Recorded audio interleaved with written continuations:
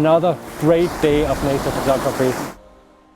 I'm standing outside my house and looking at the hills and the forest up there, and it's absolutely amazing.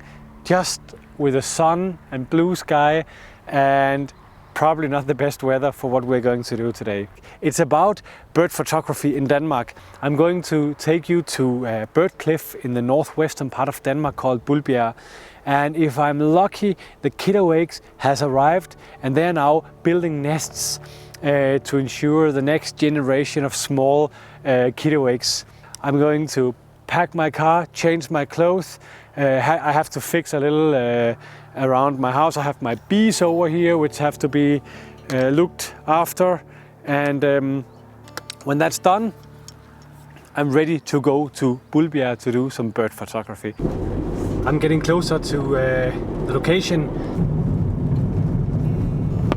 Just roll the window a little down, have a look.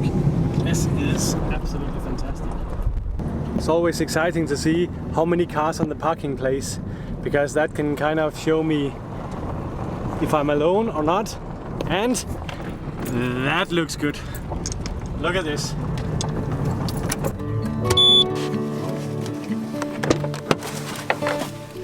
Just always check before I go down, because there's nothing worse standing there without half of the equipment.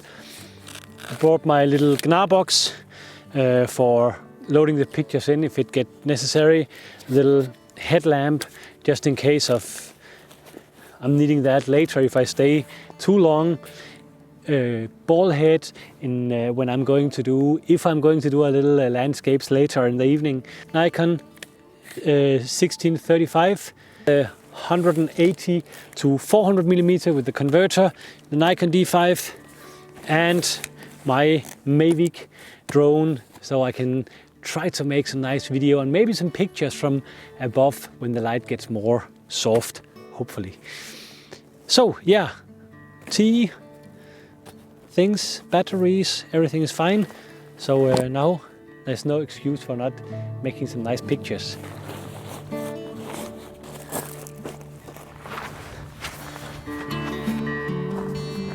Take a look here. Let me just put this tripod down and turn the little camera, because this is beautiful. Whoa. Look at this. Isn't it just awesome? Oh yeah, oh yeah. They are flying around, and there are a lot of them. This is absolutely fantastic. Look at this.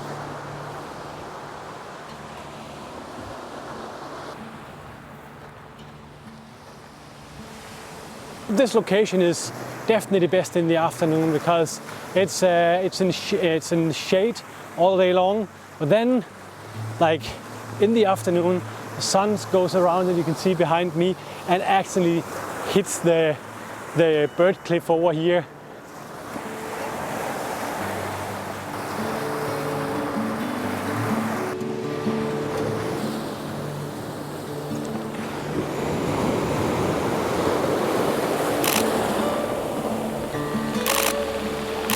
This is a perfect example on when actually the manual comes into play. See here, I'm following this bird, and as it flies, it comes closer to the cliff, and suddenly, if I had auto ISO here, it will compensate for the dark cliff and the bird would be way too light. But see how it continues to be perfectly exposed right there. And then it goes out again, and still the exposure is fine. So that's a good example on when auto ISO should not be used.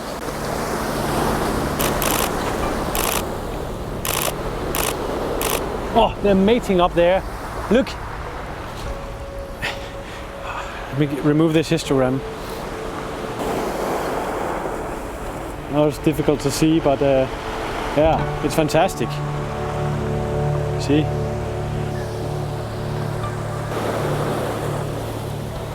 This is really good.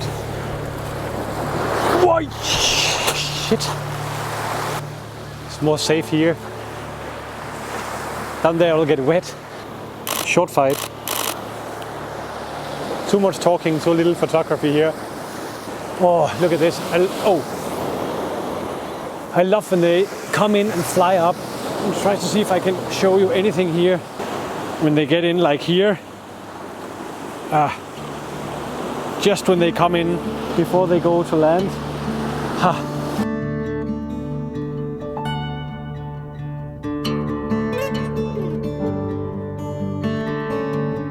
Before it's getting too dark, I'd like a picture from above with my drone, and I'm not going to disturb these animals, these birds with the drone. I'm going to take it up over there where my stuff is, take it up, fly over that way in, and just get some landscapes, get some video, and just spend maybe 15 minutes on that, and then I'll go back to the birds. So let's get the drone up. Let's go.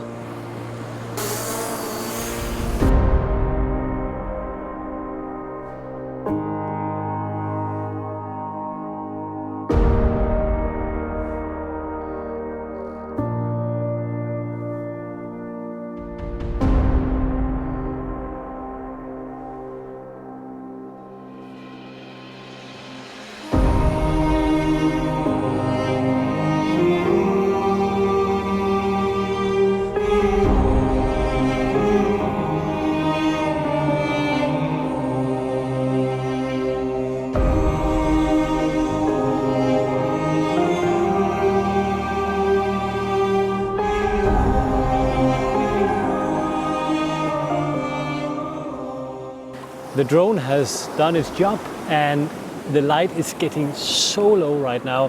So I'm going to grab my camera again and going to benefit from this very, very, very dull light. No birds are nesting there, so I'm not disturbing anyone. Just want to sit up there, and because then I can shoot the birds on the same eye level as when they are flying in.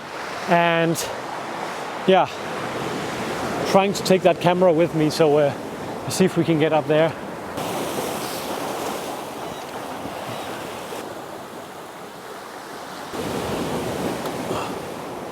Yeah, here we go. Just on the little cliff here. So now we're here.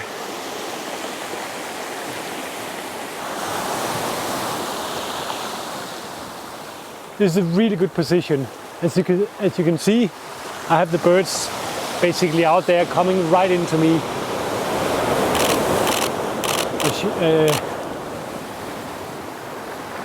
This is just amazing. I didn't see that bird before because I was standing down there, but just by moving my position, tiny little, look at that.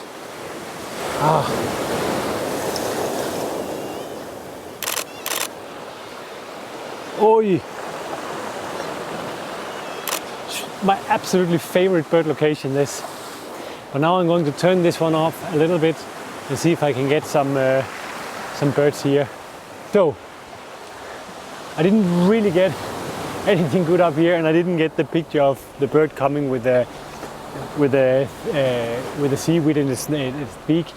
But I got that one picture of the little kittiwakes sitting out there all alone with a blurry background and a blurry foreground, and that was definitely worth the tiny climb.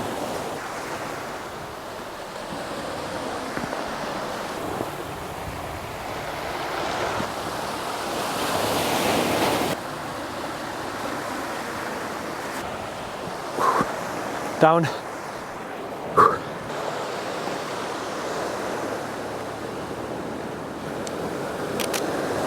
Yeah, tenths of a second.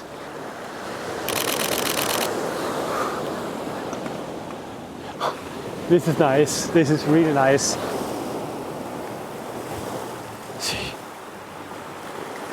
Yeah.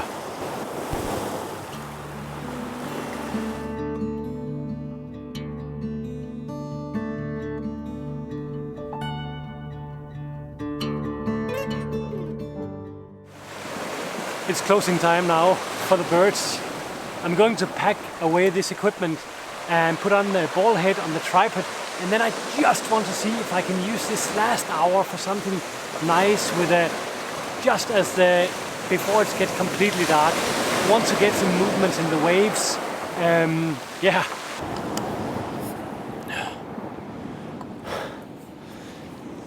So, moon is up now, and it's definitely time for a cup of tea.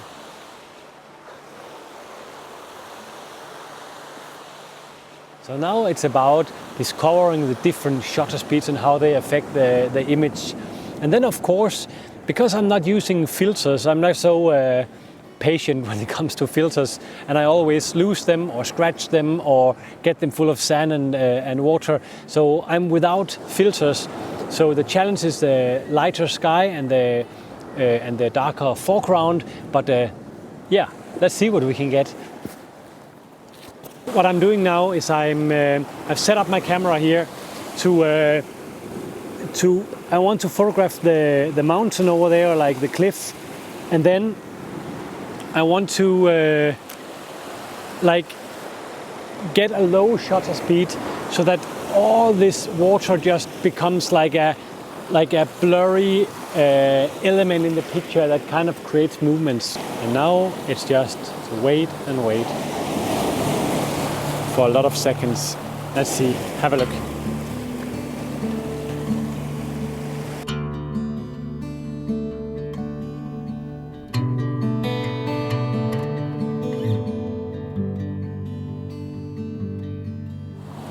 So I have been playing around now for like half an hour or so, and now it's dark. So happily, luckily I have the little light here, but this day has been absolutely fantastic. I've had birds, I've had sun that changed into a cloudy, beautiful background, bird coming in. I didn't get the picture of the kittiwake coming in with the seaweed, but I got so much other great stuff. And then sun went down, the night came, and I got some exciting landscapes here. So now I want to pack my stuff, get back to my car and drive home to get a very, very late dinner, some tea, and then I'm going to import all my photos, going to see what I got for today, and then I think it's bedtime. So yeah, another great day of nature photography. So let's go home.